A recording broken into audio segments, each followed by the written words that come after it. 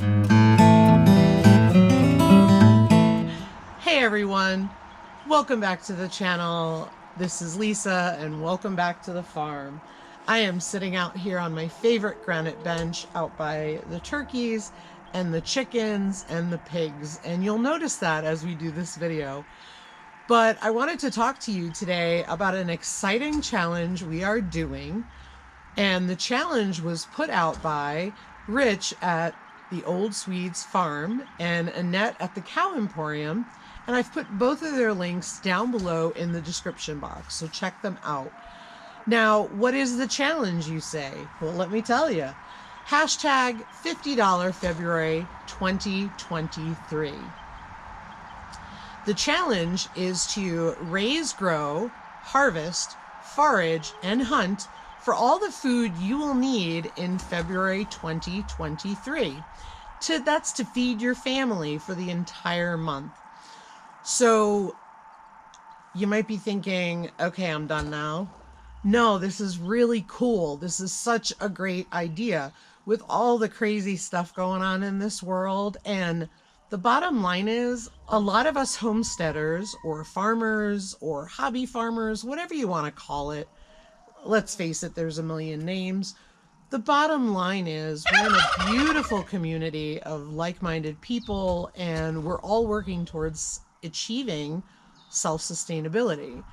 Now, we have not purchased meat in over a year, with the exception of any meats that are canned goods like tuna and canned chicken. The other thing that we like to purchase is salmon. We're able to get salmon from Black Hills Bulk, which operates similar to and is your standard, where you place an order and you go to a pickup location. And that happens to be something that works well in our area. So if there's 2 people in your house, like ours, we have an allowance for only $50 to be spent in additional groceries for that month of February 2023. Otherwise, we're going to be trying to have all of our food from here. So the cool part about that is this year we have taken some steps to be more self-sustainable.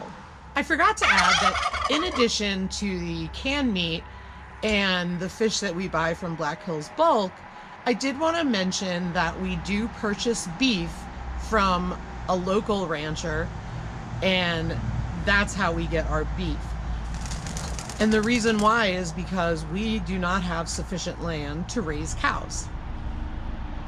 So this year has been an exciting one for us because we have reached some milestones in how we can become more self-sustainable. Whereas when we first started, we had to buy baby chicks, we had to buy our baby turkey poults, buy our piglets, all that kind of thing.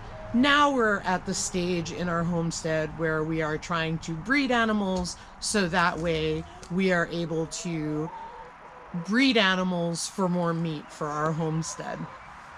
So that's an exciting thing. So let's talk about some of the things that we're going to be doing until next February to grow our own food.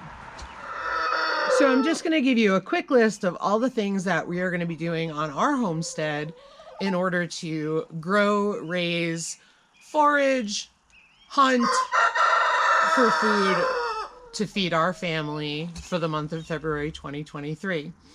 So, as you know, I have chickens over here, and the chickens are supplying us with not only crowing, but lots of farm fresh eggs.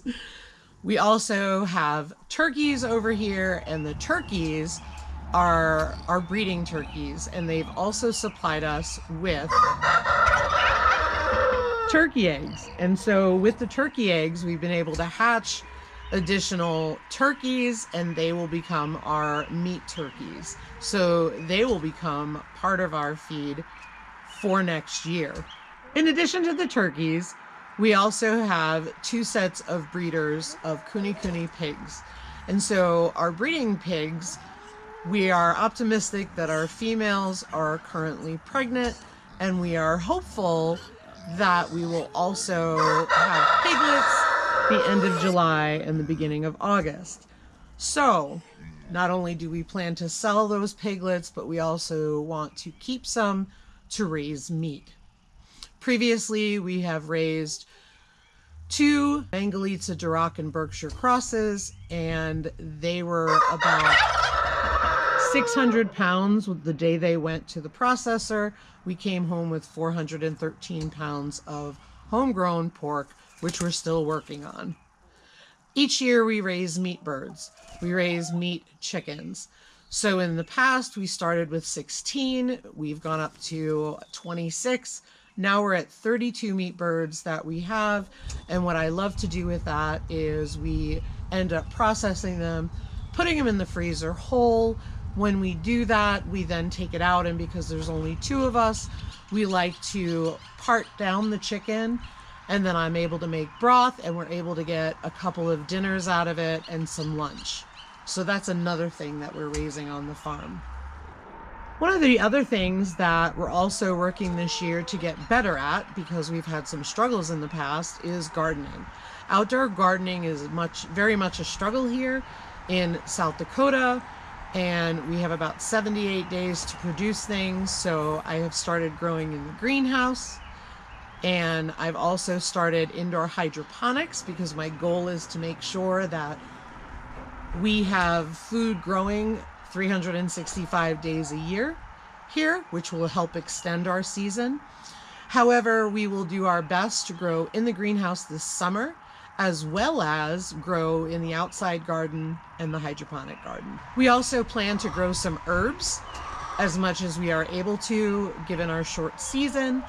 And we also plan to do some freeze drying of eggs, freeze drying of produce, freeze drying of some of the meat that we have, as well as we're hoping to get into some more pressure canning and water bath canning this year, provided our garden does well.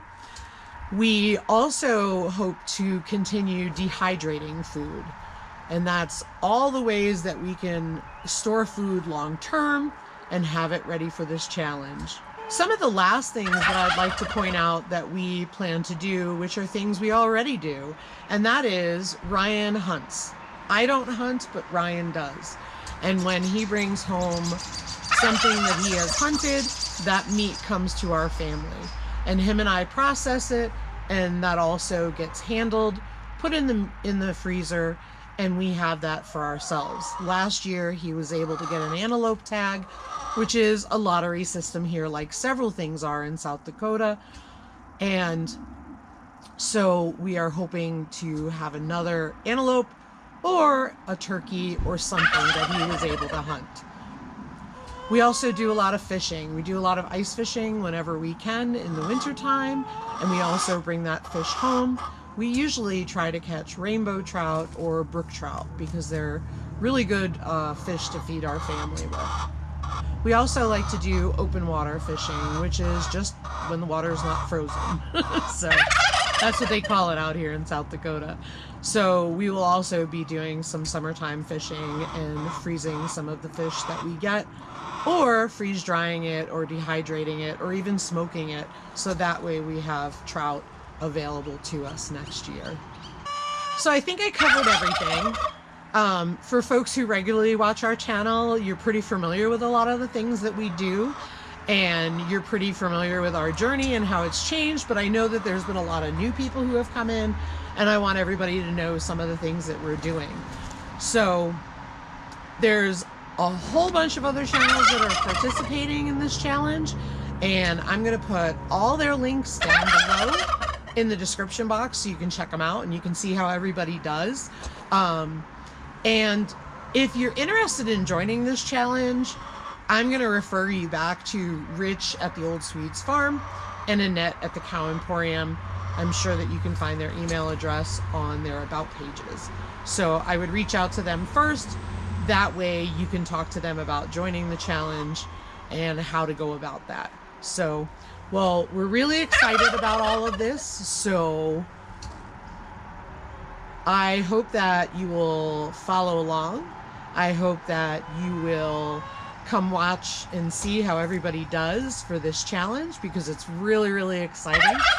For us, this is a goal that we try to do every month. I mean, I think the only thing different for us is that we don't stay strict to the $50 limit every month, but our goal is to produce as much as we can on our farm, so that way we're reducing our costs at the grocery store. We live in a very rural area, and so our local grocery store is quite expensive all year round because we live in a tourist area. Let me give you an idea of what the cost of a half gallon, a half and half, is now almost $10. It has been 8 something for a long time, and that's all because of the location that we're living in. So we have to travel an hour to go to Walmart. So I can tell you, we try to live on our pantry as much as possible. So, well, thanks for watching, everybody. I hope you enjoyed today's video. I hope you're looking forward to the challenge. I know we are. And have a great day, everybody. Take care.